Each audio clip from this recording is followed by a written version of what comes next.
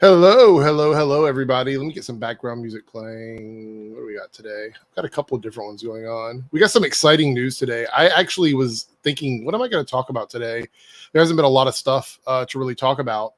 We got a reveal of the Superman suit, and I've got a couple guests today, so we're going to bring them on. Well, actually, one guest, and we didn't do an after party.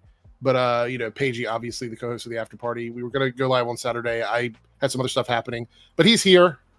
Paigey has entered the building. So you know what song I've had stuck in my head for some reason, and I don't know, that fucking Jennifer Lopez song, "Waiting on Tonight." Whoa. Oh my god, there's a new remix of that. It's actually really good. I think that's why I heard it on the radio. Yeah. There's one by Fisher and Jennifer Lopez. It's actually really he's Australian. He's from up here. Yeah. And then we have Followable Fandom. Darth Bunyan is in the house. Hello. So we might have some other people stop in. I dropped the link into like an open group, so we'll see if anybody pops in. So I'm just gonna go ahead and we're gonna pull the suit up here and talk about it. So this was the suit that was dropped on social media. Cody over here, Team Eric member, says, "I don't know how to feel about the suit." Okay. And I'm seeing mixed reactions to it. And I'm seeing some people are complaining because they don't like the way it was revealed, like the design, like the picture, composition of the picture, like him sitting down in a seat, putting his boot on and everything. Some people don't like that. I've seen some people say they prefer the Henry Cavill suit. We're going to take a look at not all of them, but most of the live action Superman suits here in a second, just to sort of get an idea of what we had prior to this one. But this suit to me looks like an elevation of the Tyler Hoechlin suit. Okay. That's what I think. Like, there's a lot of nods to like the Superman and Lois suit. I think the emblem, although super, super large, the way it is on the suit is very reminiscent of that. The design of the top with the sleeves is very Superman and Lois. The boots are very Superman and Lois. So to me, this feels like an elevation of that suit. And there's no issue with that for me because I like the suit on Superman and Lois. So I don't have a problem with that. But a lot of people are saying that it doesn't look at the quality of, say, like the Zack Snyder Superman suit with Henry Cavill. I can see some of those complaints. I think it's a little still early to kind of go off on it because obviously this is we can't really see the whole suit. We can see the red trunks unless my eyes are deceiving me. So yeah, I see what you mean. Yeah. It looks like the red trunks. It looks like there's a belt. So we do know we're going to get like a proper, like classic, I guess, design of the suit in that way. It looks battle worn. Like you can see, this suit tells a story. Yeah. Is what they're showing in the picture. And I'm fine with that. I can see what everyone's talking about. I don't know what it is, but I feel like there's something missing. But Critical Ox says, I can't really tell the difference between this one and the Man of Steel. I don't know. I can kind of see the differences from that and the Man of Steel one. But it's really good. It is really good. But I don't know. Maybe it's like not seeing it in their world yet. Yeah. Paigey, what are your thoughts on this? I mean, it's not a great suit, but it's also not bad. I think anyone saying it's bad. I think the reveal picture is I think it's a bit lame. That's probably the way I would word it. Like, I know it's Gunn being like tongue in cheek. Oh, look, it's Superman getting ready for work. It's like, oh fuck, I have to go out again. Something going on in the background because you see something happening in the background, and he's getting suited up to go out and face whatever. Yeah, but the fact that I think I said to you when I said I think it's like a 7 out of 10. That's probably I think that's what it is. I don't think it's amazing. I don't think it's bad. I think it's fine. The thing I'd be hoping is maybe he gets another suit by the end of the movie. Maybe this one. I know this is a hot take, but I love the New 52 suit. I've always loved that suit. It may not be my favorite version of Superman, but I've always thought that suit was extremely well done. But it actually feels like a mix of that and like the classic one because of the nods to like the trunks and all that. So Quindolin says, "Hey everyone, here to support and care less about the movie. Looking forward to other projects that aren't focused on soups and bat." Look, I know a lot of people are feel you, Quindolin. Let me hear some shit about Green Lantern or Booster Gold or something like that. Yep, I agree. Let's see. Cam here says, Wider collar might be tighter. I think it's almost perfect. Okay. What do we think about how the cape is attached? The cape is a point of contention on social media too, because normally the cape in the classic sense comes out of the collar, sort of like how they went away. Because in Superman's suit, when he first appeared on Supergirl, he had the shoulder cape like Supergirl had in her newer suit. And then when they went to Superman and Lois, they went back to the more classic cape kind of coming out of the collar. What do we think about this? Because it's kind of a combo of both. It doesn't have like the pieces attaching to it, but it is coming off of the side of the shoulders instead of the collar. Do we have anybody have any preferences on that, or no? Oh well, I mean, it's sort of hard to make it come out of the collar when you're doing a high-rise collar. Like otherwise, it no, absolutely, yeah. Maybe yeah. it looks like a flower or something like that. Like it'd look a bit silly. So, yeah, I'm fine with where the cape is and stuff like that. Yeah, I don't know. I saw people saying I think this one was harsh, and I didn't necessarily agree with it, but I understood where people were coming from when they said this criticism. But they said it looked like the Superman that went to the hospitals. What? Oh my god! Oh yeah, my I was like, god! I mean, I can. Let me. God. I'm gonna try and get a better look at it by like loading the image in. Like I was like, oh, that's a bit harsh, but at the same time, I mean, the suits. I don't think it's like based off this photo. That's why I have an issue with the actual photo reveal, not the actual suit. Make-A-Wish Superman. That's savage. the better. Yeah, That is. that's what people were calling it. Yeah, I couldn't remember. Oh my god, that is savage. That's not even remotely true. He looks great. That is just a savage insult. Like, I like the option of the cape, which would allow for more of a dynamic look, an interesting play with the cape. So, I don't like the top of the boots. I don't like that little like cutout in the boots. I never really have. I know what they're trying to do. So it's like a geometric spin on that like normal sort of triangle cutout at the top of the old school boots. They're trying to do it with the more like squared off edge instead of a sharp angle. I get it. I totally see what they're trying to do. I'm just not a big fan of it. But the height of the boots is perfect. They're not too tall. They're not too short. I think like that right above the calf. Are you sure? I heard you saying you wanted knee high. You wanted like knee high. The Supergirl boots on Superman. That's what I wanted. You wanted how do you feel about that? Would be chef's kiss. Chef's kiss. How do you feel about a suit that's textured? Do you think it has to be textured at this point, like in this day and age?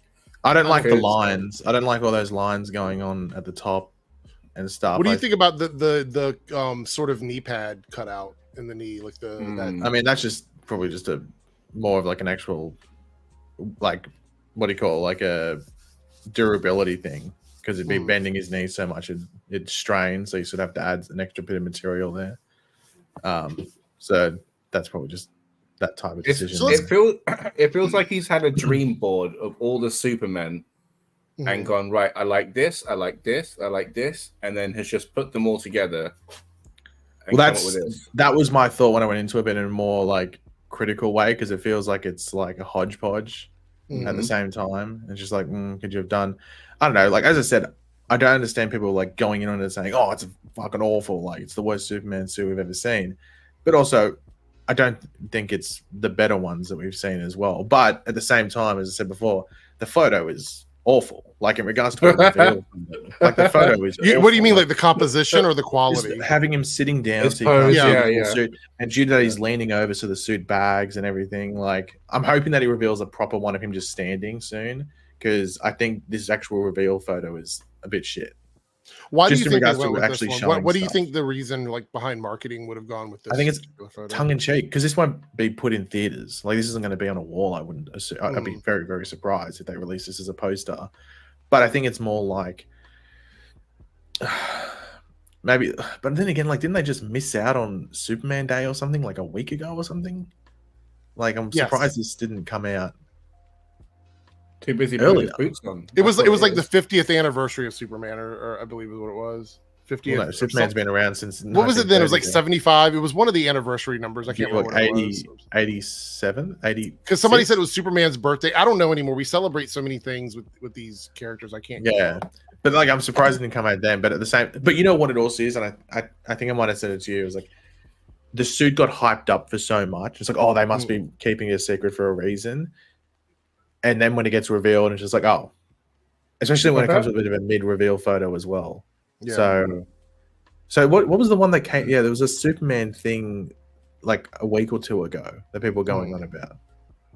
I don't know what day, because it wasn't the day with other people. Yeah, when Gunn revealed the thing of him reading the comics, wasn't it, with Clark and Lois? Oh shit! I didn't realize this. Cody here just dropped this.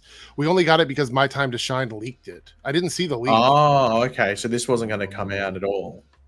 I didn't see the leak. So maybe this might have been something that maybe they might have been keeping this for June 12th. Maybe was the leak photo better, Cody?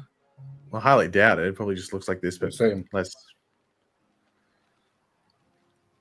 Oh, it looks like My Time to Shine leaked like a concept look or whatever. Oh.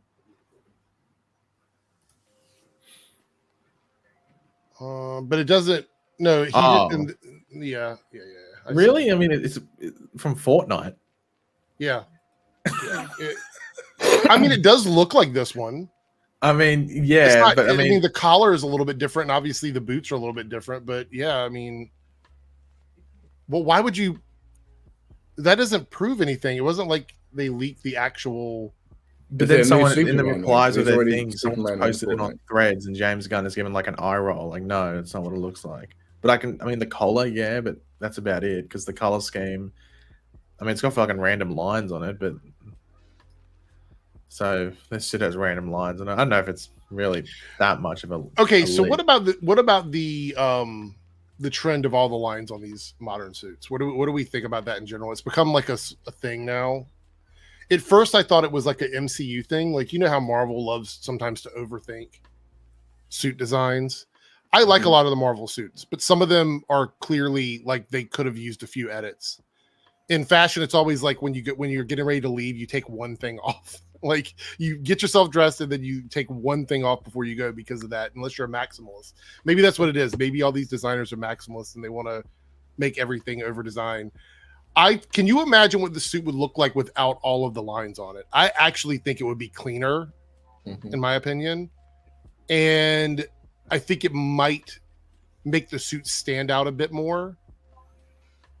Because I'm trying to think, if you look back, what was the last suit we've had in a live action movie that was extremely close to the comic book suit that didn't have a million lines on it? Superman Returns. Are we talking about Superman? Right. Are we talking about Superman? Well, let's okay. So while we're talking, let's go ahead and do this. I've got a Variety article open that has like all the suits in it.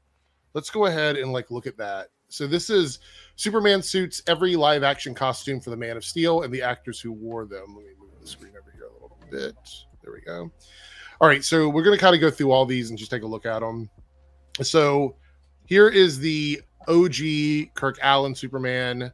I don't believe this was in color originally. I think this is colorized for the photo. I think this is black and white. Looks a bit like you, Eric. So does it? I think it resembles me slightly.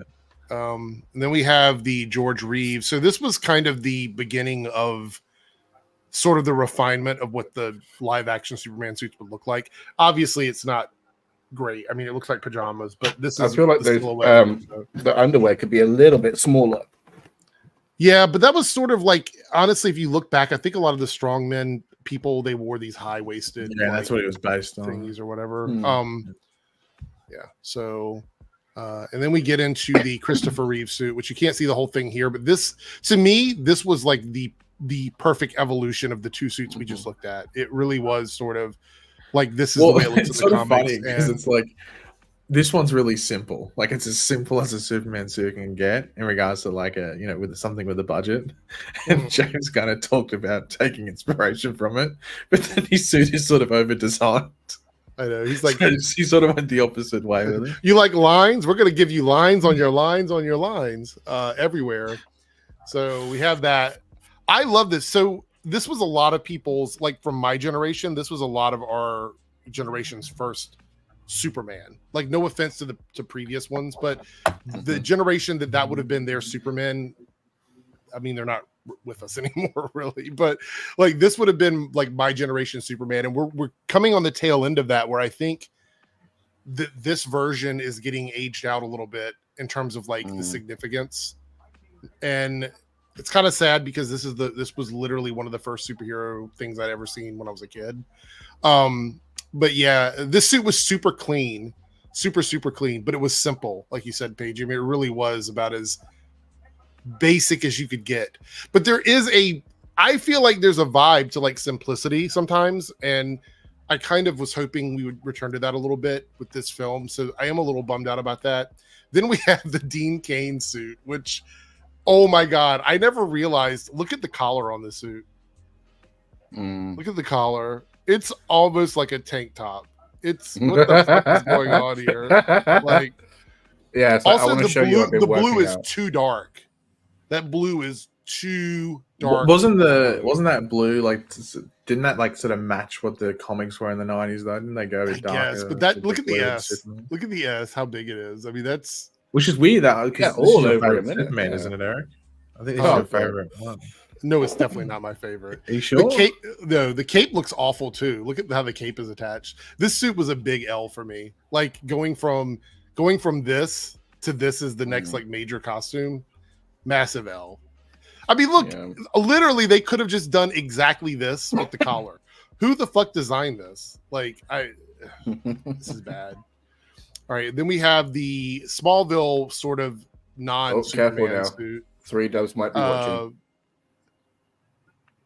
You know, so give me the backstory on this, because I wasn't watching this live. I know, Paige, you watched it, and I'm sure, Darth, you watched the whole thing. Did you watch it live as well, or were you?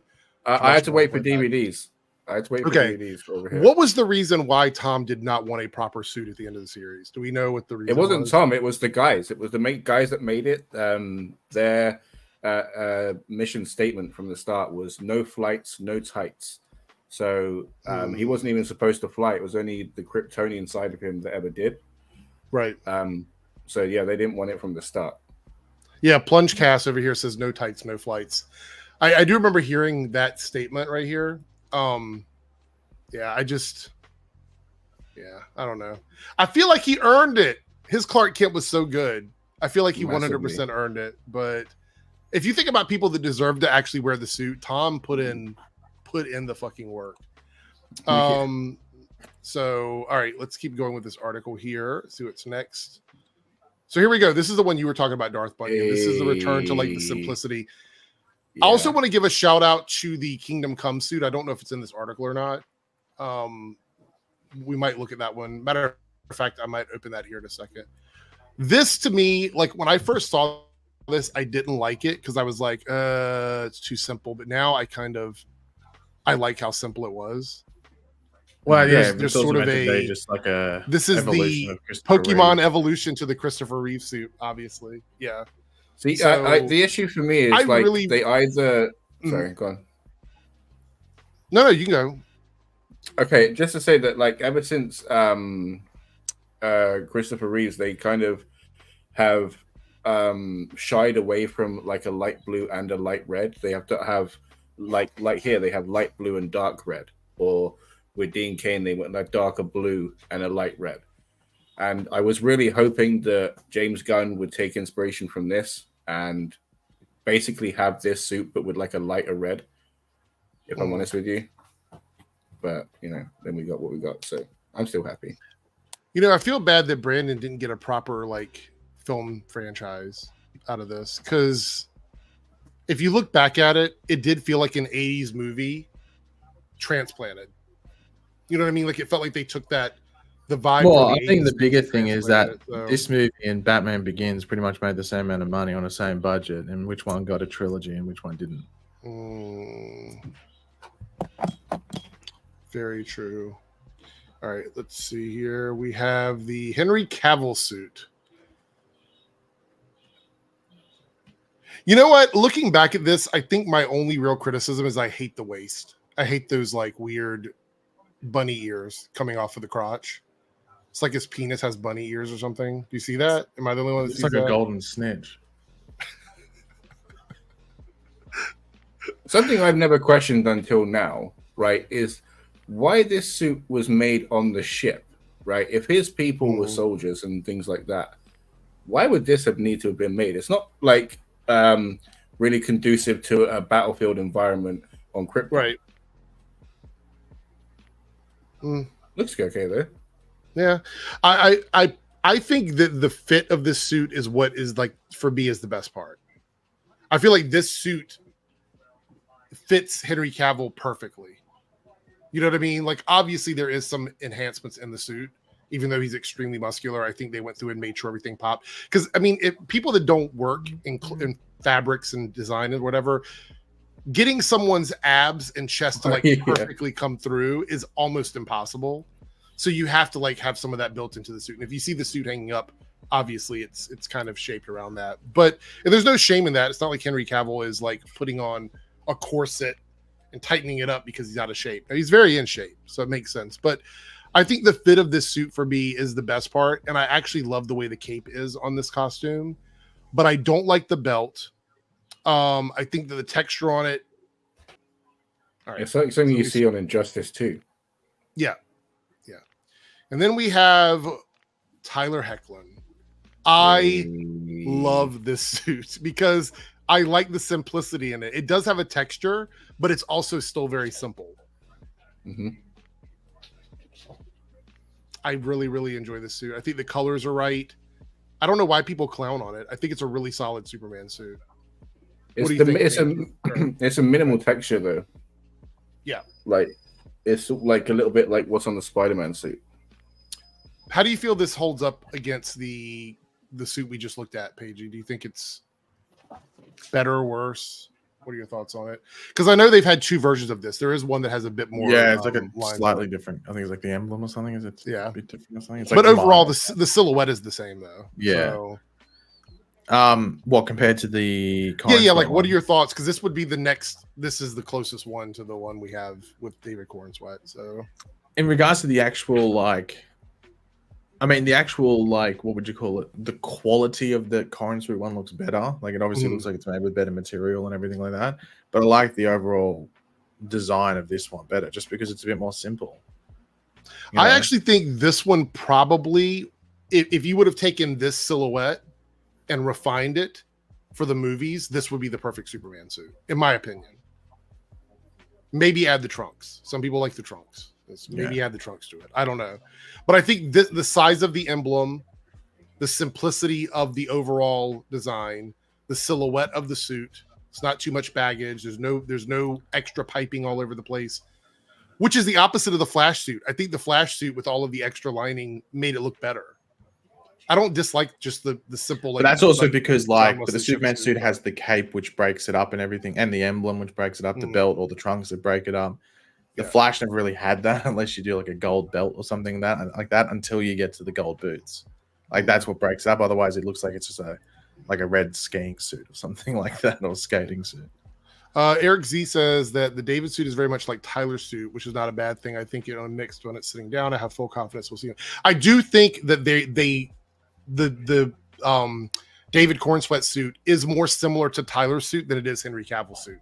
Is that a fair statement? Well, yeah, because like Henry Cavill's like Justice League suit is probably more in line with these. Like that's a bit more normal, if you want to put it. The comment here from where's it at? Grambo says, "What's the drama behind the new Superman suit?" I mean, I've seen lots of drama on this. Like, I can tell you guys right now, there's a lot of like anger about anger. Oh my god! Yeah, I mean, there's people that are really angry about it, and I'm not totally sure why, to be quite honest. But then obviously we have the Zack Snyder Justice League Dark suit, which I don't know why that's included. It's almost basically a version of the other one. The Nicolas Cage suit. Oh, okay. That's funny. Not a bad suit. Yeah. And then we have obviously the new one. Look, it's so funny because they released this and all the other ones are like these dynamic poses and he's just like chilling, putting on his boots and I like a lot of people are saying curl. You like what? I like the Superman curl. Yes, I've seen a lot of people compliment that as being the best one we've seen in a while. What is this in the background? What do you think this energy blast is in the best? Is that what you think it is? I know. Some people are saying it's Brainiac. Some saying it's Solaris. Well, yeah, I just saw Purple Beam and thought Brainiac. I mean, I went easy option. There's a little bit of green in it too, but I don't know what that is. Is that a Green Lantern blast stopping it up in the sky? Is that blast facing off against Green Lantern, and then Superman's getting ready to put on his suit and go help? Is that what's happening? Am I reading too much into it? Probably. There's a little bit of green up there. I see it. Like I'm like, is that Green Lantern? And Superman's got to go help. I want to take a look here. Let me drop this down so I can find it. I want to look up the suit from Brandon Routh from Kingdom Come and just look at that because I think that was even better than the one from his actual movie, to be honest. I think that's the best Superman suit we've ever got in live action. Oh, strong. I don't even think it's debatable. I think it's obvious, isn't it? And I think it's clearly the best suit we've had. Here we go. That is the full suit there. That's great. It's the best. I think that's suit, great.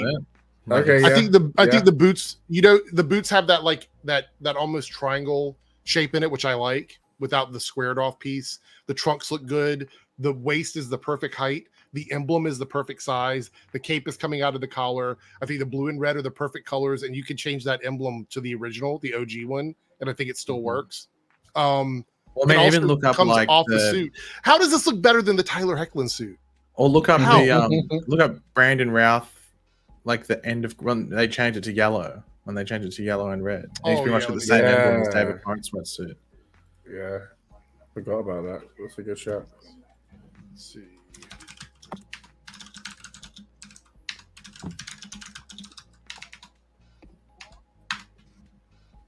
Let me see. Oh yeah, I see it here. Hold on, let me pull this up on screen. Image. Oh yeah, this looks great. Look at this. Holy shit. Look at the cape. Look how the cape folds at the collars. Like the folds in it. Everything's brighter, yeah. Like even the reds. Like, oh, that's gorgeous. That's the perfect suit. That's gonna be the perfect suit. Oh my god. What is up with this picture? Miss Minutes.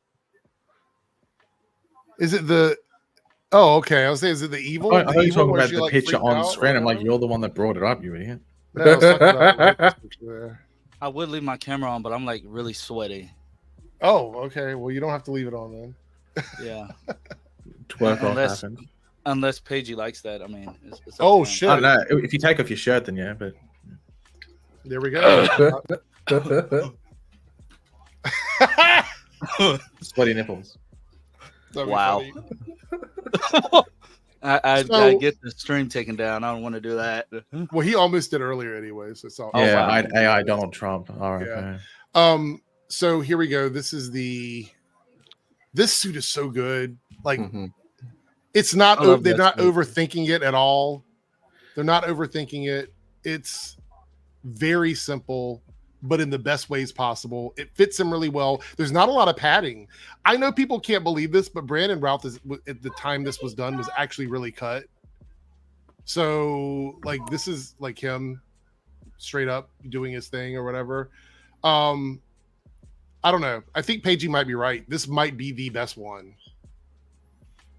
Am I admitting that Paigey is right? I want that in my room. So. Yeah. Is this a painful moment for you, DJ Erickson? It is. It is painful. New Media Tech says Tyler Hoechlin suit looks better. This one looks too baggy. Tyler Heckler. Are we talking about the David Corn sweat one? Because there's nothing baggy about. It's nothing. About He's Brandon sitting. Routh. Yeah. Like, is he talking about like around the arms? I mean, there's a crease in the knees and the arms, but you can't avoid that if it's a practical suit. Yeah. Do you think that new Superman suit has chaps, Eric? You're the chap expert. You might. Is it chaps? It needs chaps, 100%. It needs chaps. Yeah. Needs. So chaps. Bob here says Brandon Kingdom Come is definitely the best. So everybody's kind of agreeing.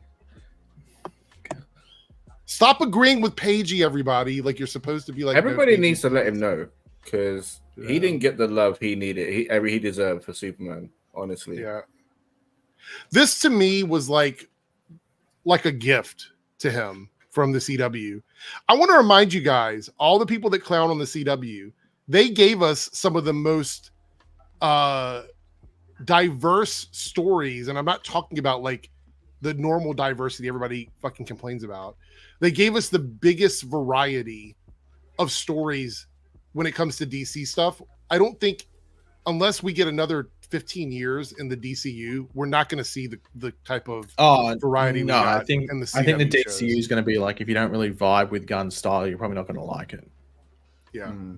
I think there's like, I think that he'll have like a decent amount of creative input. Like, I think there'll be like individual things like Swamp Thing and stuff, which will be its own thing. But I think a lot of the stuff will sort of fall under what he likes. So we have this and we have this right here. This and now this. That's kind of safe though, because other than the niche stuff that like he takes big swings with, I think he's quite good at reaching general audiences. Yeah, I'm hoping that there's another photo of him just standing up. I just want another photo. The sitting down photo I think was just a bad first reveal. I'm still trying to decide what I think of it as I'm looking at it. I mean, I don't hate it. So there's no like, it's not bad. It's not a bad suit. It's clearly not a bad suit, but the photo is definitely unflattering for the suit. I think if he was it was a normal, like, whether it was him standing up or him doing, I don't know, maybe some weird action pose or something, it would look better. Like, based off this photo, I give the suit like a 7, as I said before. But like, I don't think we're going to see his muscles through the suit. If it's just different thing, like you can hardly see the trunks. Does he have a belt above the trunk? It looks like he does. Yeah, there's a belt. Yeah, there's a belt. But like, you can't really see. Like, you see like what the tiniest slither of it. Like, yeah. So hopefully you can't see necessarily how long the cape is on him. So that's why you'd want to. To be honest, Jordan, when I saw it this morning on Twitter, because I didn't see it through the DC account, I thought it was AI, which isn't a good sign. I thought it was AI. I thought it was a fake Photoshop, because I've seen some really good Photoshops of him in suits. They said it's the same person that took the photos for like Guardians and everything, like the same photographer. It's the same suit designer. Well, you know, it's funny. I think the suit designer is the one that designed the Flash suit as well, the Ezra Miller suit.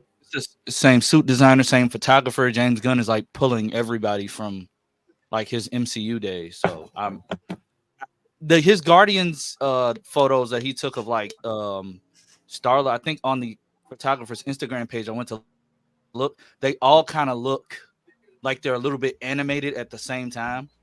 Right. But I'm interested in what Eric said earlier. Do you think this is like, because I don't 100% think he might get another suit, but do you think this is his first suit? Like he might have had previous suits? I definitely think we will see a change of suits in the movie, most likely. Like, do you think this is his first or second suit? First. I think it's going to be the first one. Do we like the collar? I don't like the collar. You don't like the collar? No, I always hated the new 52 suit. That's why I was glad when, this may sound horrible, but I was glad when the new 52 Superman died in the original thing. Spoiler alert. Spoiler alert. Like, I always hated the collar look. It's weird to me. I don't know why. So I think looking at this, and maybe I'm reading this wrong. You guys tell me if you see the same thing. I don't think we're going to see like chest muscles or stomach muscles in the suit. It looks very flat in the front to me. But once again, you can't tell because he's leaning over and sitting down. That emblem looks too big for like a defined chest. Like, well, what if he's able to take off the emblem like in Superman 2 and throw it? Yeah, it's like a frisbee sort of thing. Like it's the super rang. I don't know what you'd call it. Whatever one they want to call it. We want to see David Corn Sweat's bare chest. Is that what we're saying?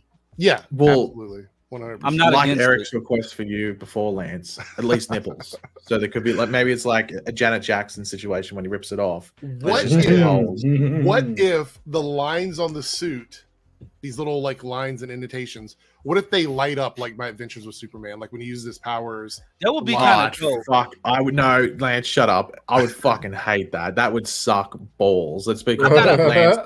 I believe you even went with that for a second. I have a better question, Paigey. How do you feel about James Gunn looking at Tyler Hoechlin's suit and saying, I'm gonna give him the shoulder capes without the buckles? How do you feel about that? You mean like the OG one from Supergirl? Yeah.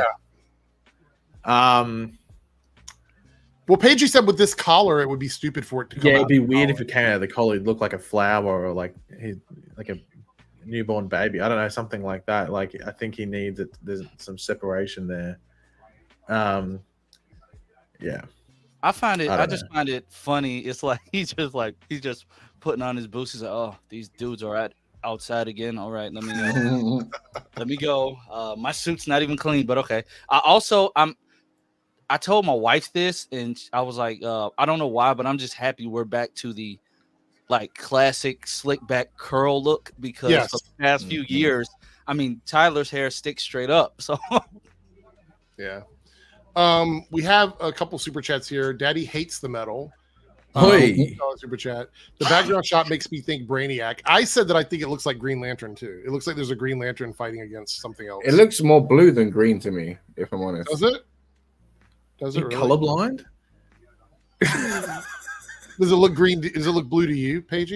It's pink and then green at the top. That's what I thought. Yeah.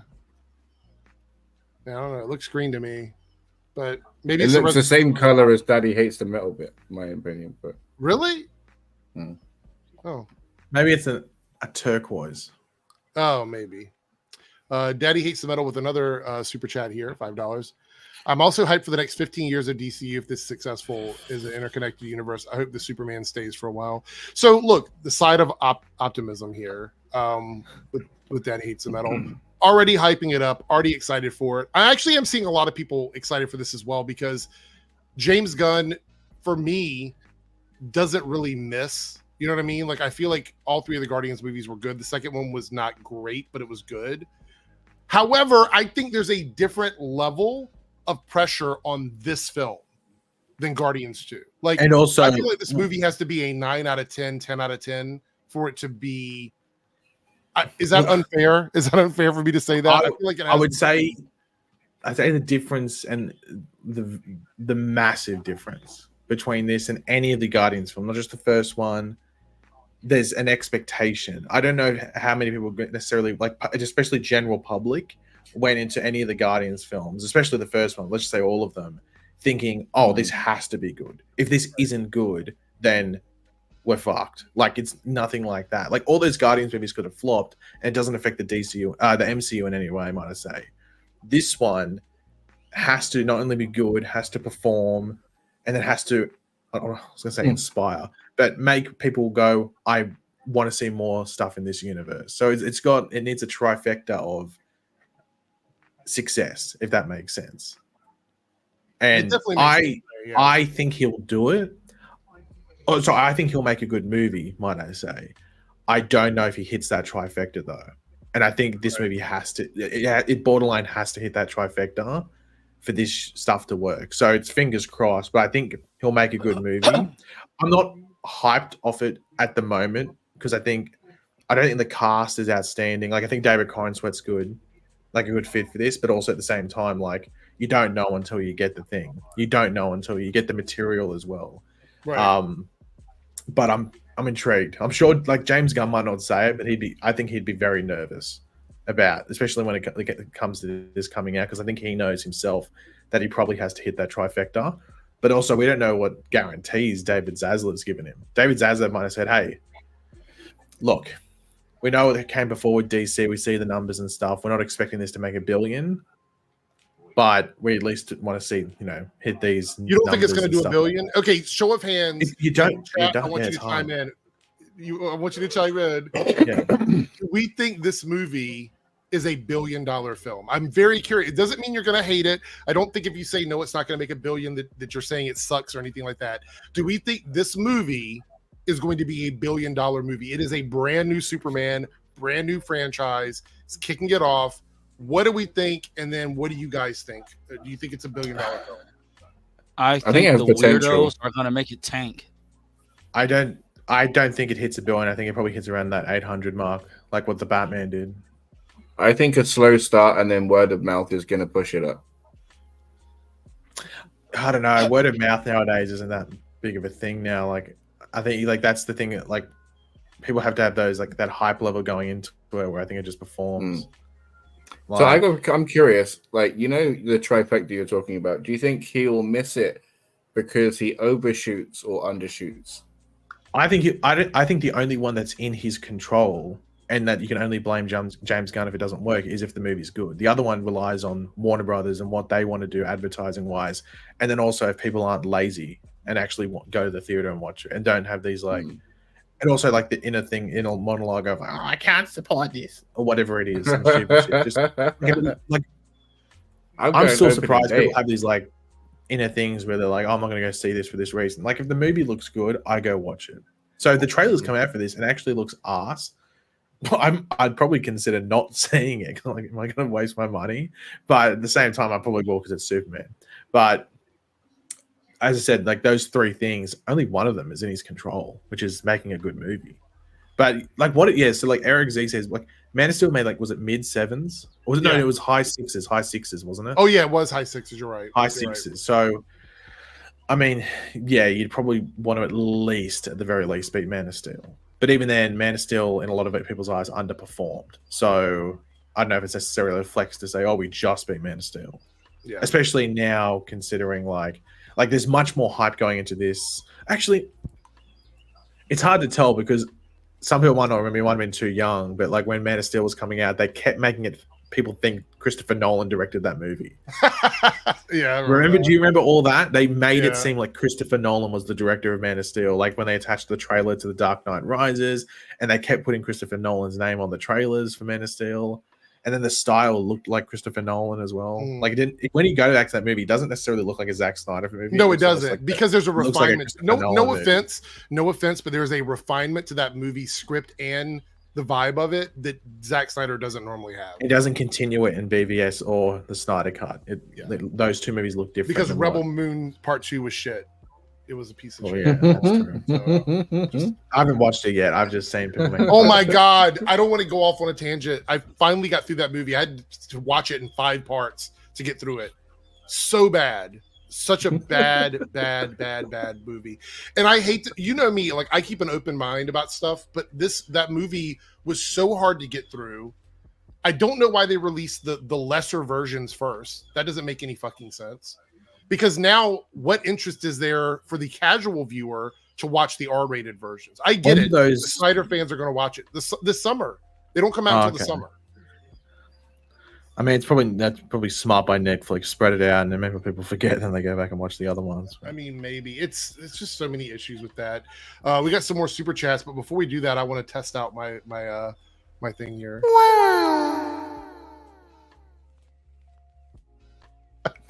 That makes me want to unsubscribe.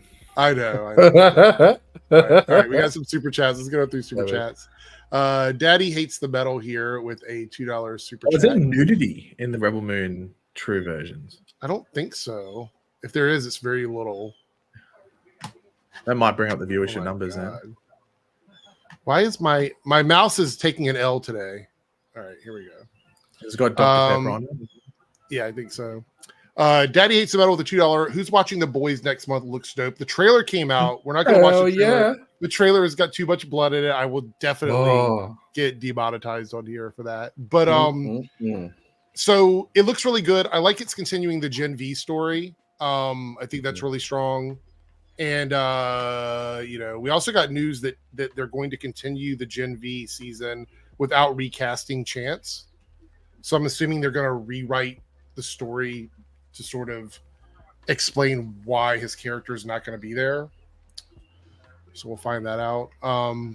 But I will be reviewing The Boys on the Eric's Reloaded channel. So I'll be doing weekly reviews of that and probably be doing it with Omega. And then if anybody else wants to jump in, they can as well. Yeah, I'll jump in. I'm looking forward to it. I think they're releasing like 2 episodes at the beginning of the season. Okay. 3 episodes. Okay. Like that. I'm happy with that. I'm dying to get back into it. We have Jeremy Morris here with the $5 super chat. Thank you, Jeremy. I think it's Solaris as Lex is confirmed in the main villain. I doubt Brainiac would be the secondary villain to Lex and not be safe for his own movie. That's a fair statement. Okay. I'm glad. Sorry. Yeah, no, you go ahead. I'm glad that somebody mentioned this, right? Because I'm expecting something of a Suicide Squad twist, right? Because Lex usually, unless he's got like the mech suit of Injustice and stuff, like likes to operate with other people or through other people and have them be like the main conflict. Do you know what I mean? Yeah, So, because Lex can't go one-on-one against Superman. That's not unless he's wearing a suit. Plus all of the other heroes in the universe building that he's doing, I think it would make sense to have the villains do the same. Mm-hmm. So I'm excited. By the way, something I want to bring up on Super Chats, you guys, depending on which stream you're watching, it doesn't really matter, but you can like Super Chats, which push them up. So like if somebody Super Chats something and the chat likes it, it will keep it in the box longer if you start liking it. So if you see a Super Chat, there's no dislike on it. If you see a Super Chat that you like, you can hit the like on it, and it will allow it to stay up on the screen longer. So, anyway, I thought it was kind of neat. Thank you for the Super Chat. Staggervore here with the $4.99 Super Chat. It will probably at least do better than the final DCEU films. I think it's kind of weird. Did you see that Aquaman actually ended up turning a profit at the end of the day? I don't think a lot of that people doesn't surprise me too much just because of the period it came out. Like it was just, and also it did well, like it did decently internationally. Yeah, there was a clear issue with all of the DCEU films towards the end. I mean, with the Flash and unfortunately Blue Beetle. Paige, you watched Blue Beetle, right? You finally got to see it. Yeah, I watched Blue Beetle. So, what did you think of it? Because I thought it was a really good movie. But I thought the first like 2/3 of it were pretty good. I thought it shits itself in the last third, but no, I did like just mainly because the villain wasn't very good. But yeah, so they try and ham-fist a lot of villain stuff in there. It just wasn't great. But yeah, like I think it definitely looked like an HBO Max movie though. I can see it. You could see little bits where I'm like, okay, they were probably making this for streaming and then got the extra money to do better VFX and stuff. Yeah. But yeah, I didn't think it was going to be that great based off the trailer because I remember the trailer was really bad for it from memory. But the Blue Beetle. Well, the trailer was literally just a scene from the movie. Yeah, it was just it was like a 3-minute cut of like the flight of the suit or whatever. So the actual movie was trailer, yeah. I enjoyed it for what it was. Yeah, I think the casting was perfect. Yeah, I do think the casting was except for the villain, he was ass, and Susan Sarandon was like. Yeah, we could talk about a few other topics as well. So the stranger here goes, you see Harrison Wells is going to be in Superman and Lois. I saw the article on that, but maybe you guys can clear it up on me. I think Tom Cavanaugh is directing and he's going to appear. No, he's not directing. He's in it. He's just playing. He's not necessarily playing Wells. He didn't confirm the character, but he's going to be playing a character in the final season. Okay, so see the news was like one was saying he was directing, another was saying he was writing an episode. Like I saw a bunch of different things. So he's just going to be in an episode of Superman and Lois at the end of the season, right? Yeah, and people saying it's like I think it's fine to assume it's the finale because he was referencing the finale when talking about. What if the finale is him sort of bridging the Arrowverse with Superman and Lois? What if it's him showing his reverse flash and then like just phasing his hands through like Kyle Cushing's head or something? It would make sense for him to show up as Reverse Flash since Superman mentioned that he fought Reverse Flash, so that would be kind of nice, even though it's a different Superman. To see that they are trying to bridge the worlds together there. Oh wait, Dalton here. Is Susan Sarandon a big part of Blue Beetle? I might have to watch it for her. Okay, let's get into this quickly. Susan Sarandon is like the worst part of the movie because it's almost obvious that she did not care about being in this film. And she's dialing it in for like 90% of the film. If you like Susan Sarandon, she has like one good scene, and then the other scene isn't. Yes, it seems like she was like interrupted from like a nap. Yeah, and then it's like knock, knock, knock on the trailer. It's like, what? Oh, you have to work? Oh shit. Let's see. If it is Wells, how does that work with them all dying? I think that it might be Wells from that Earth, from the Earth that Superman and Lois is on, but we could be wrong. We'll have to wait and see. I'm excited. I'm still upset that I might not be able to watch it live. That's the part that I'm worried about. Like they still have not established a CW affiliate in my area. So are you going to call up Next Star and demand some answers, or I don't know what I'm going to do, to be honest. McLeod here says, I like this suit, but I think there should have been a better choice in Angle in terms of a show. Everybody seems to be saying that. I think the general consensus is that it's hard to get a read on the suit when he's like leaning forward, putting a boot on. You know what I mean? Like, it just isn't a great shot for like your first look at the new Superman suit.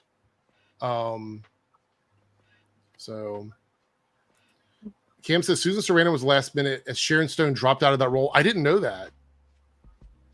I didn't know that part. It's interesting. Staggervore says Timeless Wells. Maybe, possibly.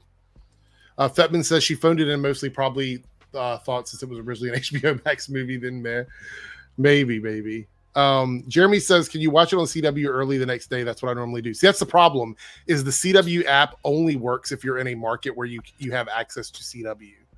Like if you go to sign in, at least as far as I remember, you have to like pick your provider, and then they look at your provider and your location to determine if you have access to the CW. So I would have to probably do a VPN, find a place where it's airing, and then watch it. But the problem is that means my review would go up like way late. I typically like to do my reviews as soon as the episode ends. That's what I did last season. So I don't know. I'm a little bummed out. I'm hoping they get it fixed because I like watching it live. And so I would really hate to have to swap that up. Have you seen yeah, have you been to the movies lately, DJ Erickson the third? No. Nope. You haven't been. The only reason why is because I've been hosting Dungeons and Dragons here at my house, and since we're the host, it's usually on a Thursday night, which is when I would normally see movies. So there's a lot of things I haven't seen yet that I'm watching now. We just watched. What did we watch recently? We watched something really old recently, which is They Cloned Tyrone. I don't know if you saw that. It was a Netflix movie. I thought that was from really last good. year. It's not old. No, I know. That's what I'm saying. We're getting around to movies. I'm We expecting haven't it seen, from the 90s or 80s. Did you watch? Have you watched the Crisis on Infinite Earths Part 2 yet? No. Me either. You're not alone. Yeah, it was good. I have it. It was good. No, it was not good, Darth Vader. I have it. I just haven't watched it. I watched the It first wasn't one. And I bad. was so disinterested. I didn't care about the second one, so I haven't watched it yet. Honestly, So, I'm enjoying it. I'm enjoying, like, I haven't seen all of the Tomorrowverse and stuff, but yeah. the way they're bridging the two realities together, I'm enjoying that. I miss the old DC animated worlds, like not just the TV shows, but the actual DC movies. I miss those. I think it was a really good run for the longest time. They were just Yeah, go ahead, adapting like comic books and stuff like that, and it worked. But they did a really, good job with it, though. It was a really good job. So, Gwendolyn, wow. Sadly, I haven't been able to see movies this year. So, well, I went the first time last week. First time I've been this year. Can we talk about Fall Guy? Not like falling off, like not even doing well. That's what I saw. That movie, I thought it was really good. I thought I had a really good time watching it. Well, let me tell you, it was advertised as a non-woke movie. Did you see that? Like a lot of people were like, this movie is non-woke, so it's going to be good. I didn't even see that until somebody brought it up. They're like, if you look up Fall Guy, people were advertising it as not being woke. I was like, what? What the hell? So, why is that a metric to watch a film, though? I don't know. But everybody that has seen it that I've talked to has been either it's like a good action movie or it's like really, really good. Like no one has said they hated it, like out of word of mouth to me. But the problem is, and I've been saying this for a while, there's actually a whole thing here. As a matter of fact, let's pull this up. I'm going to, let me get Twitter first. Paige, Cam's asking a question for you. I didn't know if you wanted to answer that or not. Hold on, not on the thing. No, I didn't, and I'm fucking annoyed. I literally planned to see it late, and it got taken out of theaters. Really? It's on digital now, I think. I Wait, hate that. I'm so used. Gotcha. All right. That was hardly in theaters over here. Like, it was here like for about like 6 weeks, but I just put it off and stuff like that. But I was just expecting it to stay there, and all of a sudden, I see advertisements for it on digital. Go look on the movie theater; it's gone. Mm-hmm. All right. Oh, goodness. This was a thing by Scott Menzel, and it talks about like why people are not going to movies. And I'm just going to kind of read through these quickly. Actually, just on that first point there, I know you're going to read it.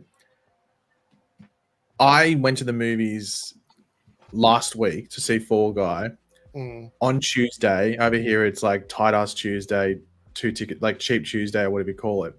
The cheap ticket or the half price ticket was $15.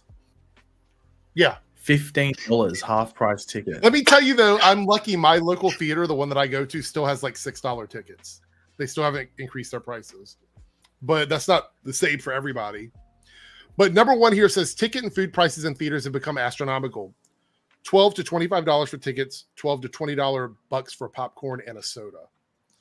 Is anybody else like, because we're from all over the place? What does it look like for you guys in terms of like ticket prices and food prices at theaters? Are you seeing, because Lance, you've got a whole family, you got a whole ass family to take out when you go somewhere for the most part.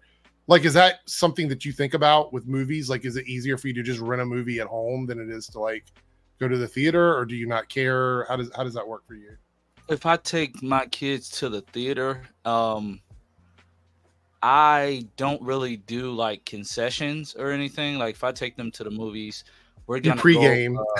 We're gonna pregame or we're gonna go out to eat after.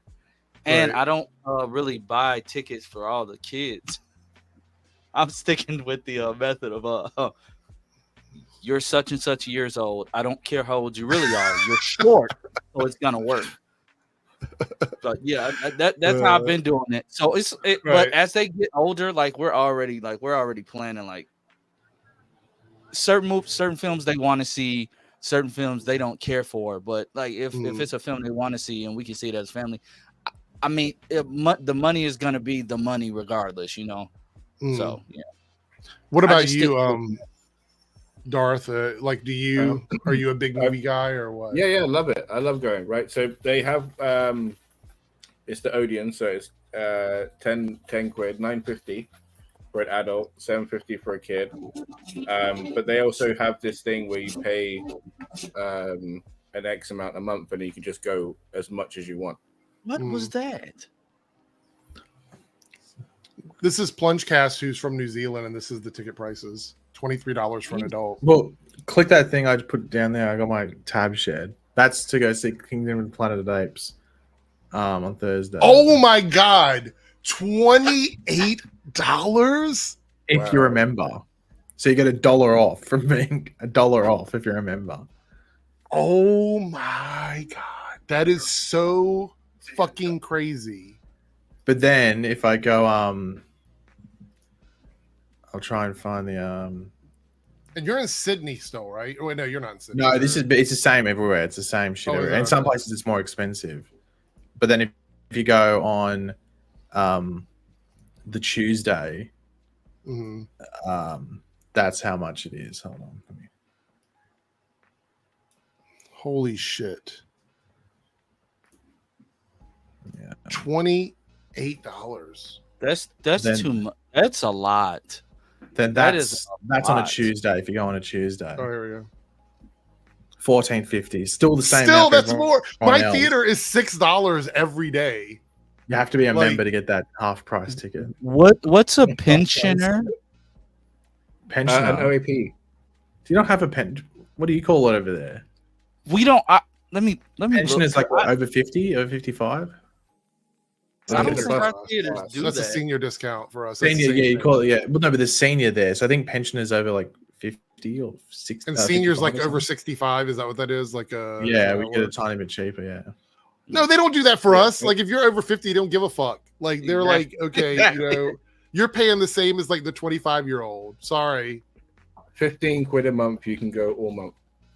Like generally, I wish they had that over here. I would do that easily. Just even if you just to go sit in the theater and just do something. Yeah. Like where I'm at for like a night showing of Planet of the Apes for like a 10:20 p.m. General admission is $15.97. Senior is $13.13, and a child is like $12.88. Wow. All right. So the other thing here says Chew is streaming services. There's so much to watch on platforms like Netflix, Hulu, Apple TV Plus, Prime Video, etc. The average person doesn't feel the need to go see the majority of movies in a theater nowadays. Thoughts on that? Agree, disagree? Disagree, because there's stuff to watch at home. Yeah, sure, but like when the movies are grabbing enough, then it makes you want to go to the cinema. You know. Yeah, a lot of people just watch the same shit. Like they just rewatch the same. They watch the same show over and over and over again. It's not like they're necessarily releasing that many quality movies that's like filling that Like void. Rebel on these Moon, streaming Rebel Moon services. parts 1 and Obviously, 2. that's a prime example of arse. So, like, it's not like that's, you know, it's just more like ease of access and and I guess people's attention spans nowadays, you know. Yeah. Let's see here. Is this okay? So Staggervore here with a 999 super chat. The whole affiliate thing has been a mess since Nexstar took over the CW. CBS has disaffiliated from the CW on their stations, and Nexstar's had trouble finding replacement stations. Yes. Yeah. So that's kind of the issue. Is let me do this so we can see Darth. A lot of people, like for example, Paigey, has had to find methods to watch shows over the years because of the lack of accessibility to the CW shows for around the world. I don't know about Darth. I'm not sure how it was for you, but if you want to watch it like the night that it's on, which is honestly, if you subscribe to the DC TV show, you get spoiled immediately, so you have to watch it like right away. But you have to watch it the night it's on because otherwise you're going to get spoiled. These shows, there's no grace period anymore. Literally, I've been watching something and it gets spoiled while I'm watching it. Somebody that's like 5 minutes ahead of me. Yeah. Is that a subtweet at the DC TV show? No, it's not. I'm literally saying that's him. Like it's not a subtweet. But yeah, so this is the issue is like, for example, when The Boys comes out, I'll be going back to doing like weekly reviews of that. I want to do that with Superman and Lois as well, but I can't if I can't watch it like at least within the first day because there's a life expectancy on reviews. If you're going to do a proper review, you have to have it out like the day that the show is out. You can't wait like a week. I used to do that back in the day, but that doesn't work anymore. People want the reviews as quickly as possible. So that does kind of suck for me. So thank you for the super chat though. I appreciate it. All right. Number 3, content consumption has drastically changed. People would rather watch TikTok or things when they feel like it than sit in a theater for 2 hours. I said this on my video with the Russo brothers when I talked about it earlier this week, is that unless you're going to let people bring their phones into theaters and let them use their phones, a lot of people are just not going to go and watch it in the movies. They want to sit at home so they can be on their tablets, their iPads, their phones, their laptops. They that's how they consume media. They multitask.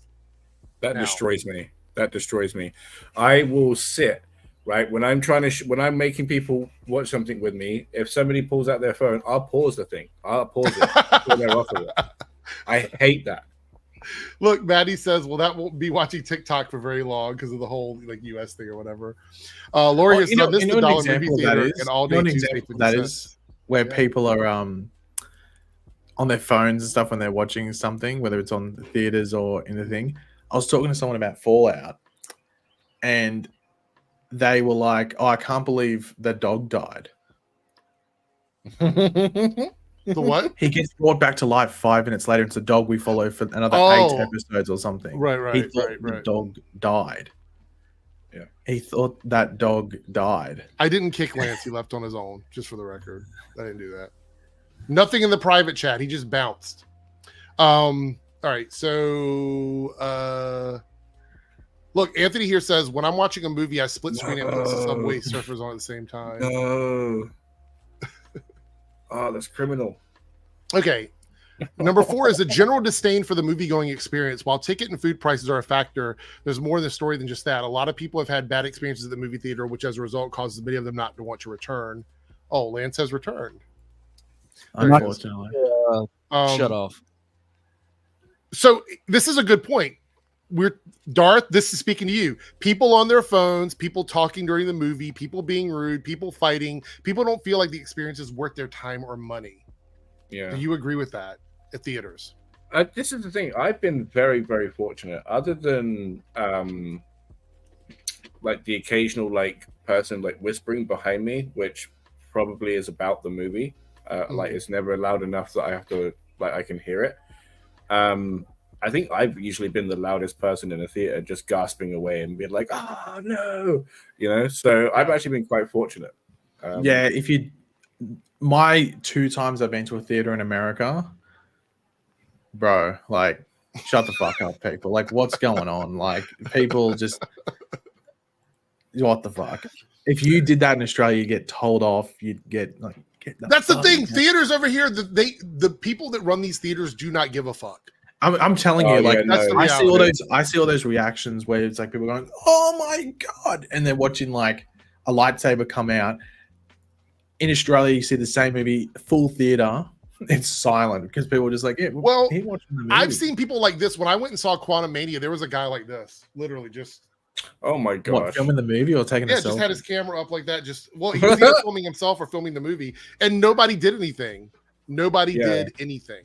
We actually have somebody that comes in several times during the movie to make sure everything's okay, everybody's behaving, nobody's got their phones out. Everybody's just sitting enjoying the movie, and there's CCTV in each theater, obviously. Yeah. Well, the theater that I go to is kind of a small chain, so I don't think they have all that technology to detect phones and stuff. But they don't. Yeah, exactly. Multi-Topic Talk says my theater experiences were always good. For the most part, mine have been too. But I know some people have horror stories where they're like they were sitting next to like a person with their baby, and the baby is screaming, and they're not taking them out of the theater. Like Lance does that all the time. He takes his kids in and lets them just like. I must admit, there was once when I was in high school. Actually, I take them out. When I was in high school, a group of me and my mates went to see Paul. Remember that like movie with Seth Rogen's the alien? Yeah. And there's like not many people in the theater. It was like Saturday. It was like a weird night or something like that. In a weird session time. So it was like maybe like a third full or something.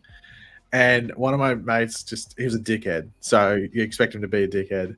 And he was making this like he kept like commentating the movie. We're telling him to shut the fuck up, but he kept commentating the movie. And these two guys at the front get up and go, "Can you please shut up?" They did like the least intimidating way. Like if they were intimidating, he would have shut up. But it just egged him on. Be quiet. And it was like that. Yeah, it was like my glasses. Can you guys shut up? Like it was like that. They sounded like me. Yeah, essentially, just like you, except they were white. And he it just egged him on. And this was about a third into the movie. So the rest of the movie, he's just being a dickhead. And it was one of those things where it was like, if I was someone else in the theater, I probably would have just like maybe like walked out myself. But it was just like a back and forth between them. It was like the most antagonistical thing ever. It's the only time I've ever like liked someone being a dickhead, because the people in the front, they just did it in such a like, let's be honest. Someone said this earlier. I just thought about this. Doesn't the Fantastic Four come out like right after Superman? It's the same week, isn't it? That's the thing. That's the thing. Like, the only thing that suggests that movie's not coming out then is, have they even started filming that thing? The Fantastic Four? No. Well, like, surely it doesn't come out then. Well, I have good news though. Oh. Is it good news or bad news? It's good news. Captain America comes out on Love Day. Oh, that's true. It does come out. Yeah. So I mean, we don't have to worry about that interfering with anything. Yeah, it just might be a bit of a. Might want to avoid going on that day. How do you feel about Captain America's suit change? Because I liked the white suit better. Toy sales. Yeah. No, I know, I get it, but like I preferred the other one. You know, I just preferred the other one. At least he rocks it. He makes it look great. Don't get me wrong. We're a reverse I just Oreo. like the other one. Yeah, I don't know. I think I like the shoulders on the new suit better. It looks more like it doesn't look weird. Like the shoulders from the TV show suit felt a little odd. Like they felt stiff.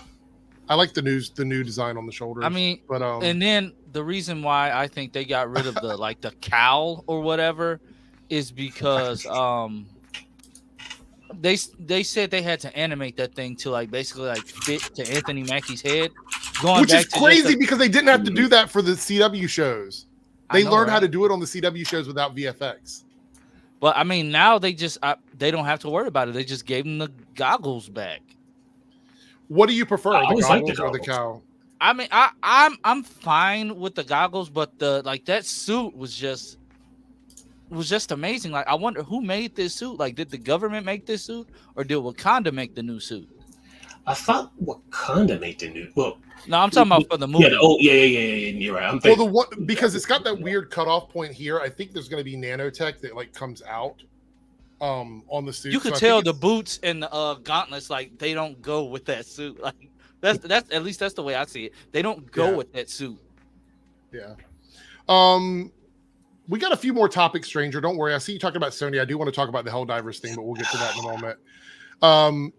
So let me go through this list quickly here. It goes, timing is everything. There was a time when long lead times really helped sell a movie, but nowadays I feel like if you're going to promote a movie, finding the perfect time to do so is key. And if you launch it, what does it say? If you launch it in a way in advance, you have to make sure you have a set plan to ensure people remember it months later and the hype for it doesn't disappear. So in other words, like, don't put a trailer out and then don't do shit for like 8 months. Like, that's not the way it works. You have to have like a game plan for advertising. It's okay to do a teaser, but you have to stay into the trending cycle if you're advertising a movie. That's just the reality of it. 3Dub has shown up. The panel is expanding. What's up? Hey, what's up, 3Dub? Wait, are you at your house? You sound really loud. Yeah. I think it's my fan. Why is his voice so raspy? That's what I'm saying. What's been going on? You got a cold or something, bro? Hot. Yeah, I'm still. Yeah, I got a cold. Okay, So- well, sorry about the cold, but Lance apparently wants you to record like an ASMR video with your voice. Yeah. Okay, number 7 hits home for me because it does speak to like the shit on YouTube. A general lack of trust in critics and reviews. With so many movies being overly praised in some rare cases and being overly criticized, I think general audiences have grown increasingly wary of critics and reviewers. I 100% agree with that. Yeah, absolutely. And it's kind of like it seems like Dune 3 might have the similar problem because they announced that they're working on it, and I don't think that movie's coming out until like 2027. They said 2026, I think is what they said, but we'll see. I think the issue is we have a combination of like, I'm going to call channels out. You have like the emergency awesome channels that just hype everything up 1,000 times. You have those kinds of channels where I hate that guy. I hate that where guy so much. it's literally nothing but a hype machine, and some people like that, but I'll be honest, that kind of stuff makes me distrust people just as much as the negativity does. If you are overly hyping something all the time, I get a little bit like, wait a minute, are you telling me the truth here? Because it's just constant hype. And I understand being excited for something. You don't have to necessarily dog on some shit to be honest, but I think there's a level of hype that's like, what the fuck? And then you have the opposite end of it, which is like the anti-fandom, like Chud channels that do nothing but negatively talk about shit all the time. The extremes are never good. To be fair to Emergency Awesome, I think he took his opinion out of it, and it's all just here it is, and here's what you guys have to be excited for, and tries to cover as many fandoms as possible. It's not even excitement anymore. It's just pure like clickbait bullshit at this point. Like he'll post like with Superman and Lois, he's gonna post a video talking about some oh my god reverse flash showing up in Superman and Lois confirmed, right? And then we'll go through the video, won't say anything about that, like at all. Okay, this is the guy who got that on was as far as YouTube. my defense went. Like, this is the guy who got on YouTube for years and declared the Flash was ending. Yes, that's true. I do remember that. But see, that's the thing, though. I think there's that the middle area, the nuanced criticisms that we used to get back in like the 80s and 90s, where somebody could talk about something and go, I like this about it and I don't like that about it. I miss that kind of conversation. That's the kind of conversations I like to have. I like to talk about shit in a way that lets you sort of put out what you think is important and what works for you and what you don't like, and that's fine. But that kind of stuff doesn't work on YouTube because YouTube's algorithm promotes extremities. It only promotes stuff when it is an extreme take, which is why when you put out a thumbnail, you put out a title, you have to put some shit in caps. You have to put an exclamation point on everything. That's the way YouTube advertises stuff. It's like it's almost impossible to get into the YouTube algorithm unless you do that. We all know it. It's no big secret. But I do feel like that's affected film, especially if you go and you look at like Rotten Tomatoes or IMDb or any of these other places where critics are. People don't even trust those critics anymore. They feel like they're paid off, or the studios are paying them, or something like that. Most critics are struggling to pay their fucking rent. I don't think the studios are paying them off, but the problem is that critics, the trust in critics is gone. It's just gone. So anyway, I think that's important. 8 is in Pagey. This is something you've talked about. Bankable names and IP. Just because an actor or filmmaker makes good movies doesn't always mean it's going to translate to ticket sales. There are also a few movie stars left that actually selling tickets without some sort of popular IP attached to the project has proven to become a big problem in Hollywood. I mean, look at the Fall Guy. You have Emily Blunt coming off Oppenheimer, which made almost, did it end up crossing $1 billion or just fell shy of it? And then Ryan Gosling, who was in Barbie and was arguably the most famous thing that, or the most talked about thing coming from that movie. I'm Just Ken. Yeah, and then the Oscars thing and stuff, Yeah. and then that movie, like, it's doing okay internationally, I think, but like not knocking down any doors. But then domestically, Beavis.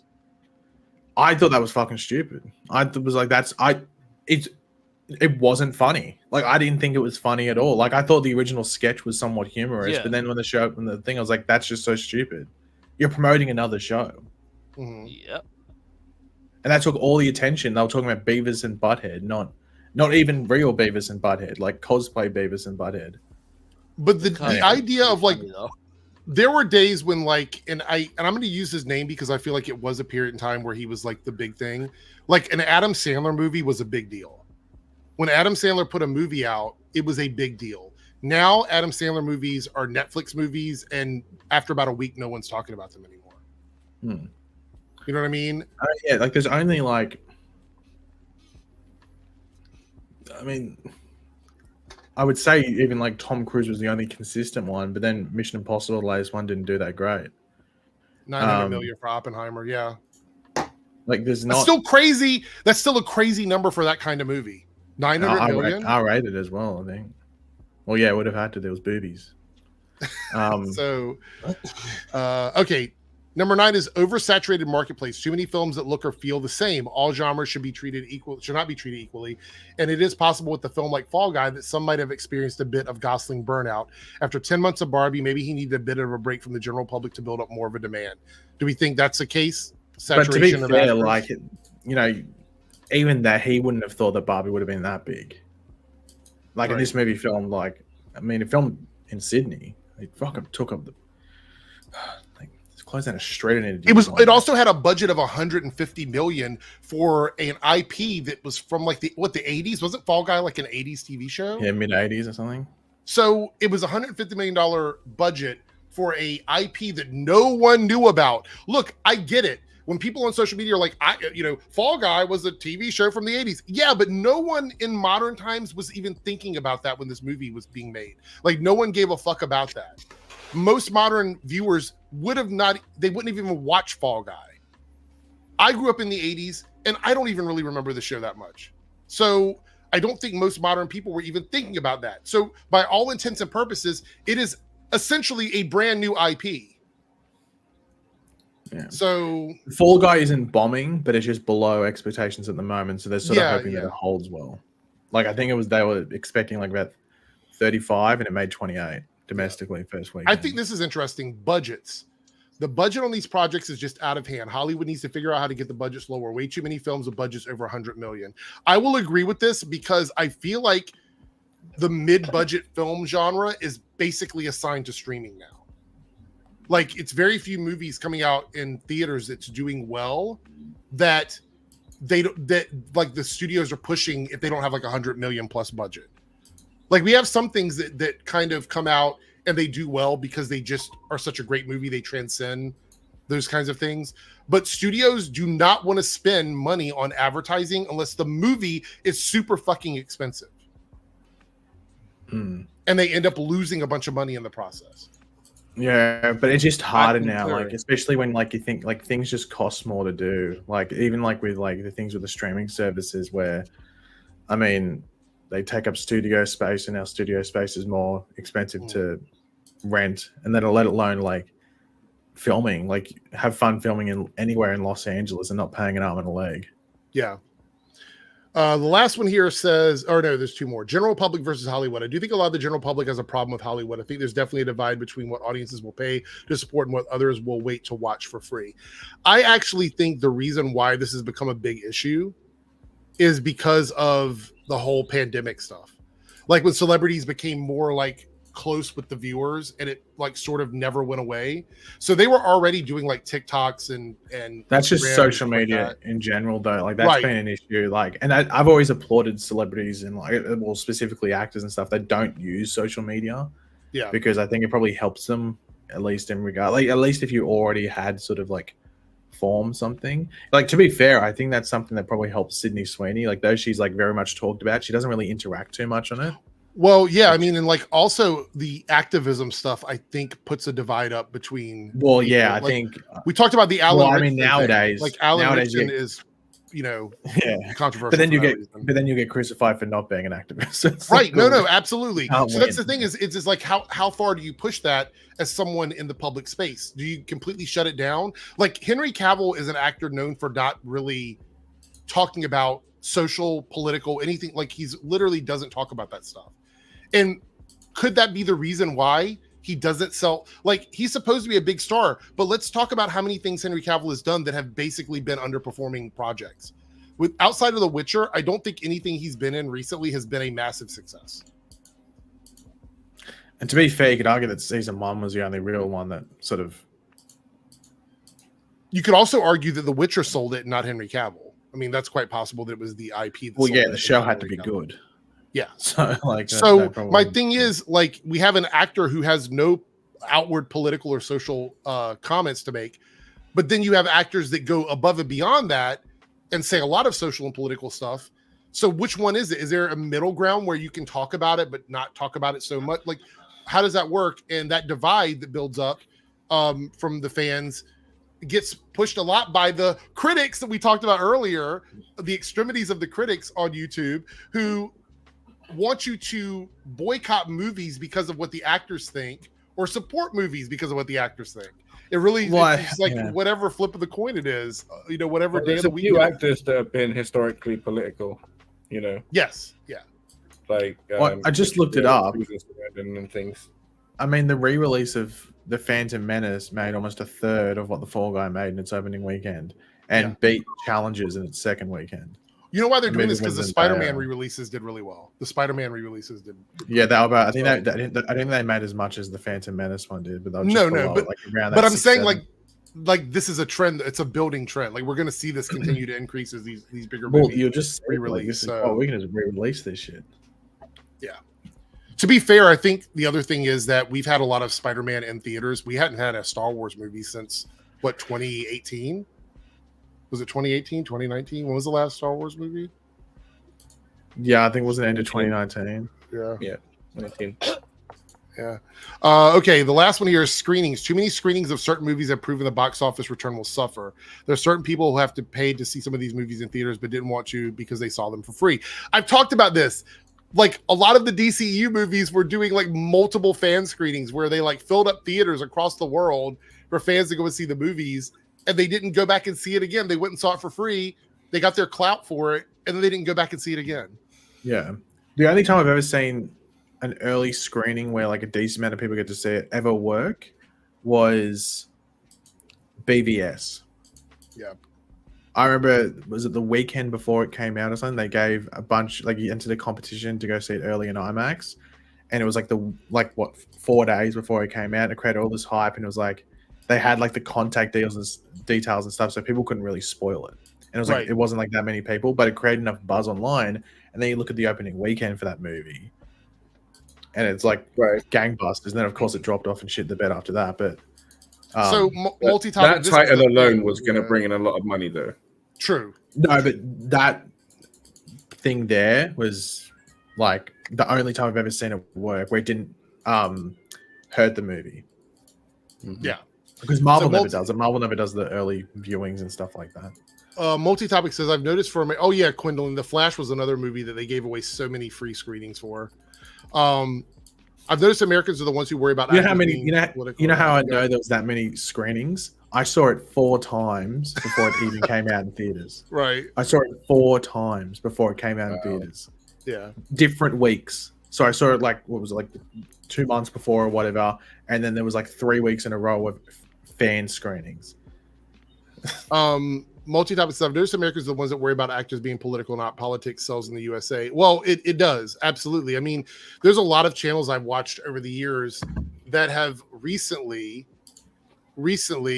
cat sighting, started like multiple outlets for social and political type content. Because that's really right now, especially during an election year for us, it's going to be a big thing for a while. And it seems to be what most people care about. So that's the thing, is they want to be immersed and they want to be taken into a fantasy world, but at the same time, they want actors to be completely have no personality, have no opinion, have nothing, like a blank slate. I don't know.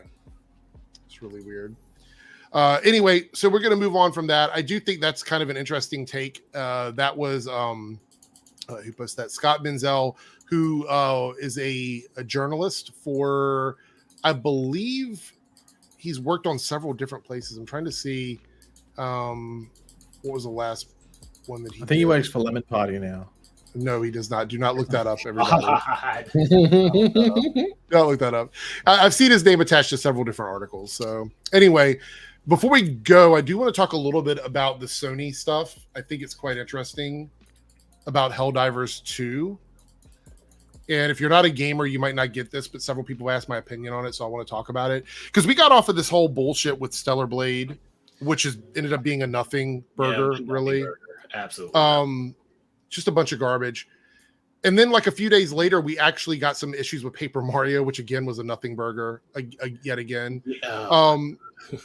But then we got some real shit that actually is a problem, which was something that Sony did. And I think the internet collectively came together. Yeah. It was like, because Helldivers is a game where there's no PvP and it's completely, everything is co-op. Like there's friendly fire, but that just means that you have to be that much more careful around your teammates. And right. Because the slightest wrong move, or you call down the wrong orbital strike, you might kill your friends. I don't know that from experience ever. Don't ask Cyber. Don't ask him. He's busy. Well, with Helldivers, Sony had decided, I guess, at some point that they wanted Helldiver players to be signed up for a PS. Yeah, with that originally that was supposed to be the thing that was supposed to be like from the start, but the game got super popular really quick and everyone was jumping on the servers, so everyone so they just kind of they were like, okay, we're just gonna just stop that for now, so until we get the servers straightened out. The servers were straightened out within a month, like not even within a month, they were straightened out within like a week, and they never implemented that again. And it was being sold in regions where PSN is not available. And this is where the issues started happening. Right. So that's the issue, is that like they've already resolved it, which I'm glad. But the issue was that they ended up at some point sort of forcing players on PC to sign up for PSN in order to play Helldivers 2. And so that was the issue, because players that had been playing for months were like, why now do I all of a sudden have to sign up for a PSN account when I don't have a PlayStation? It didn't make any sense. And then, like as Omega was saying, they were trying to do this in regions where PSN is not even available. So they couldn't actually sign up. So they essentially were losing access to Helldivers 2 unless they violated a game that they paid TOS money for, possibly spent microtransactions within the game and spent hundreds of hours into it. Yeah. So the internet kind of pushed back on this, and people have asked me, oh, well, you said that the censorship thing wasn't a big deal for you, because it really wasn't. Like, I don't think any of that was a big deal. This was a big deal. I don't play Helldivers, but this was an unethical thing that Sony was doing. And for the betterment of the entire gaming space, this is something that everybody needs to stand their ground on. And they did. And between the developers and the community pushing back, Sony walked all this back and said, we're not going to force people to do it. This was the right decision, but it sucks that it took like so much pushback for them to do it because the corporate greed. They were doing this to bolster their numbers for the PlayStation Network. They were doing it for their memberships. They wanted this to look good in their financial quarter coming up or whatever. And it was very obvious to everybody. The days of like studios pulling the wool over people's eyes when it comes to stuff like this, I think is gone. So this was literally a cash grab for them, not by taking money out of people's pockets, but by looking at people's memberships as a value to their company. Yeah, that and PSN has had numerous data breaches over the years. Yeah. And that's why a lot of people were just, because one of the big arguments kind of against this was like some people were just like, well, why don't you just create a PSN account? It's not that hard. It's like, yeah, it's, I had a PSN. I have one, so it wasn't a big deal for me. Yeah, but, I already had a PSN account from playing those, so I was like, okay, yeah, fine, whatever, I don't care. But for the people who, one, don't want to sign up for another fucking service, two, aren't available, it's not in their region, or three, they just don't feel like it. UK wants you to send your government ID to create a PSN? Mm-hmm. Yeah.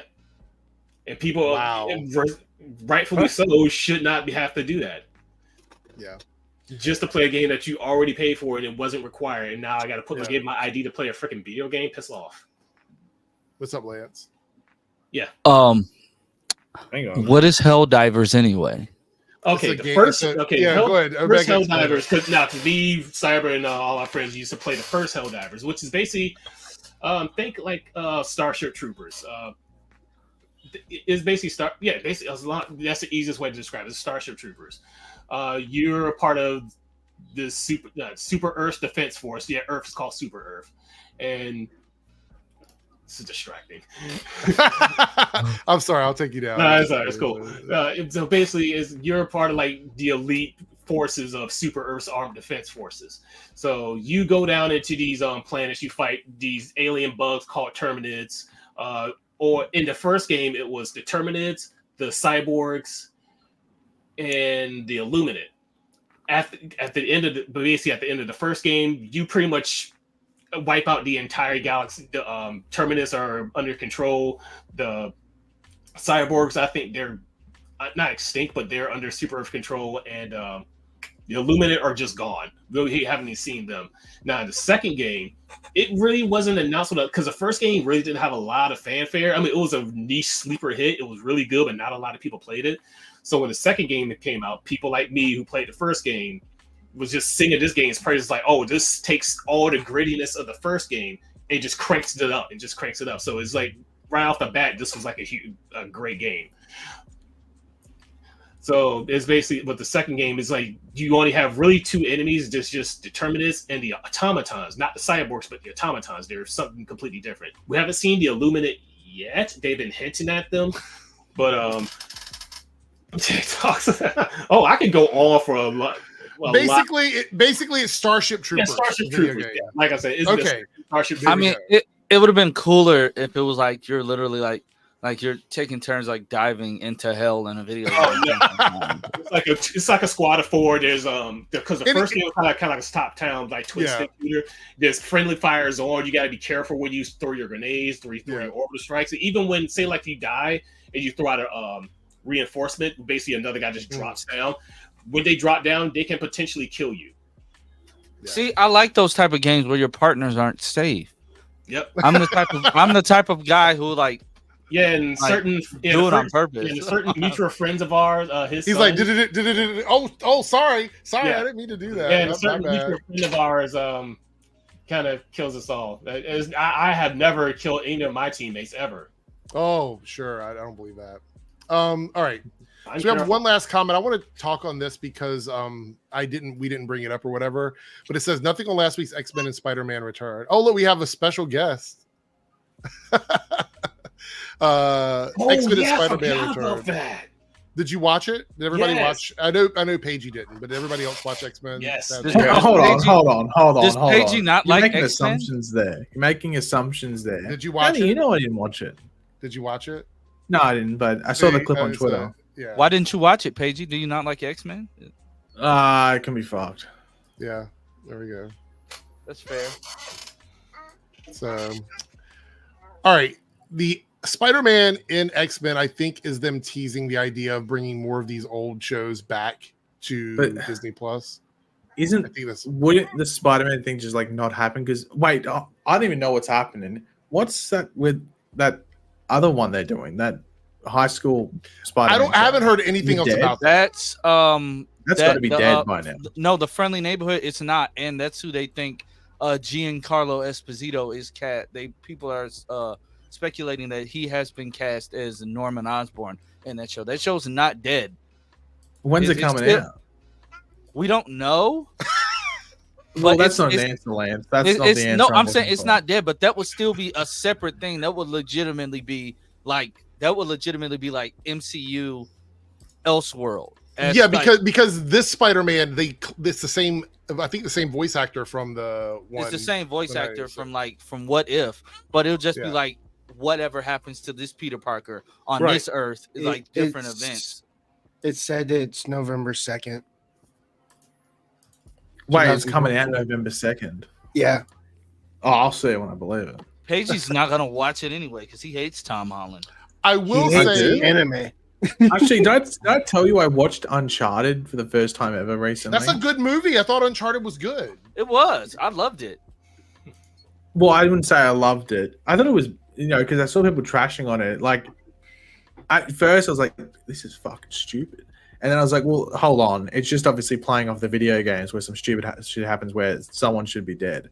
But yeah, and I was excited. And it seems like that's not getting a sequel when I think they actually set up a better movie at the end of that movie where I'd want to see what happens there.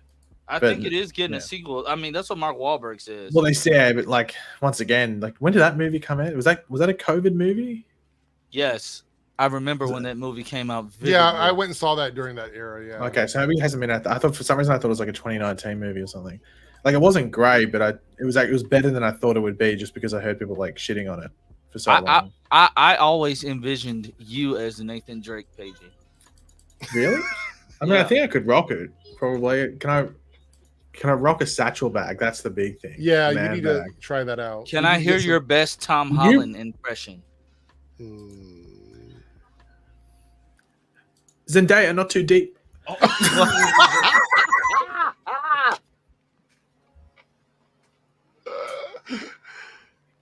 Oh my god. Oh wow. Anyway, if you haven't seen already, I put up a couple videos on the Debunks channel. X-Men 97 is transcending all negativity. Like, literally the people that have been talking shit about it are now having to walk it back because it's such a good series. I actually think X-Men 97 might be, in my opinion, barring any weird shit, could be the cartoon of the year. It could be the cartoon series of the year. I've said it before. I thought it was Invincible. Hold on. We need to stop here because Eric's just contradicted himself again. You said it was disrespectful to call something a cartoon and not an animated series. I did not say that. You did. You've said that multiple times. You've just dropped the C word. Never said that. I'm going to keep dropping the C word. It is the best cartoon of the year. Wow. Talk about being offensive. I'm going to use as many bad words as I can. No, I loved Invincible, but I think X-Men 97 is pretty much a perfect series. Like, I don't think there's any issues with it at all. I don't think there's been an extremely weak episode. I think there's been some episodes that are better than others, but I think all of them are incredible. Didn't we get like 2 Spider-Man cameos I won't disagree with this either. I won't disagree with this either. Oh, there was a masterpiece. Can't we just like both? Agent Spider. We had Agent Spider on Invincible. Agent Spider on Invincible. With the voice actor, right? For Spider-Man, right? From one of the ones. Yeah. I actually think Daddy. there was. Yeah. Hold on. Let's see. Let's see if I can find this.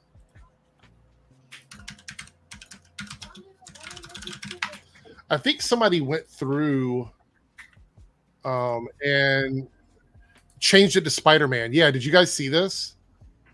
The person that actually made it Spider-Man? Hold on, let me do this. So this is from the channel Brown Table on YouTube. And basically, they turned Agent Spider into Spider-Man. They animated Spider-Man into this. Let me know if you guys can hear this. Okay. Is this AI generated? No, I think the person did it, but you can see here. Okay. So how did this even happen? A lot of work. That's how it happened. How's it going, everyone? Welcome back to Brown Table, where I just can't stop animating Spider-Man. So it is an AI. So apparently this is like literally the whole thing. Are they gonna show it or no? I think right here. Why is the table brown? Because they had an accident. Went down to Browntown. So here we go. Hey, thanks so much for watching. So what do we think about that? Better with Agent Spider or with Spider-Man? I think it was better with Agent Spider. Yeah.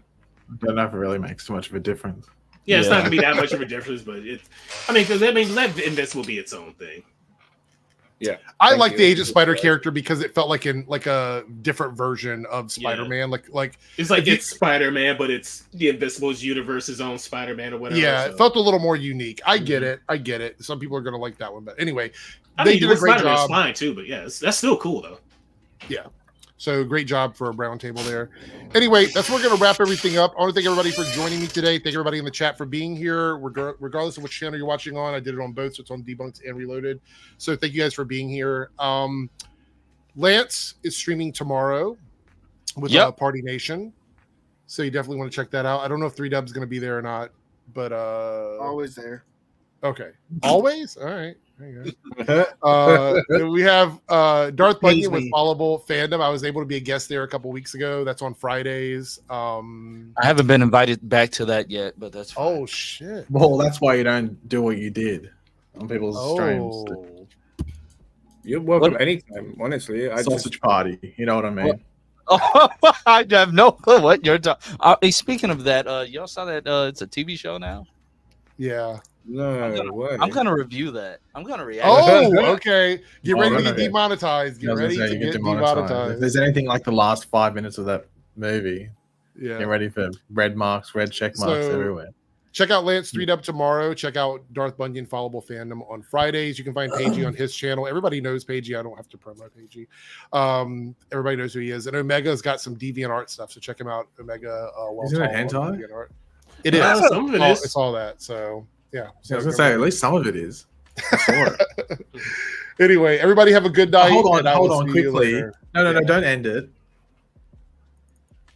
Have you ended it? No, it's still alive. Are we good? Are we still alive? This is not for much longer because you're trying to drag it on. I'm not going to do that. Wait, what? You're trying to drag it on. I'm not going to do that. No. I just need to make sure that we're not, because it's delayed sometimes. I've had the song. It's been stuck in my head for like 2 days now. I've had that. You're not sing it because you know it'll get demonetized. But I had Miss New Booty stuck in my head for like 2 days. And you're telling us this why? Oh, I just thought maybe it's a song suggestion for the club. Like,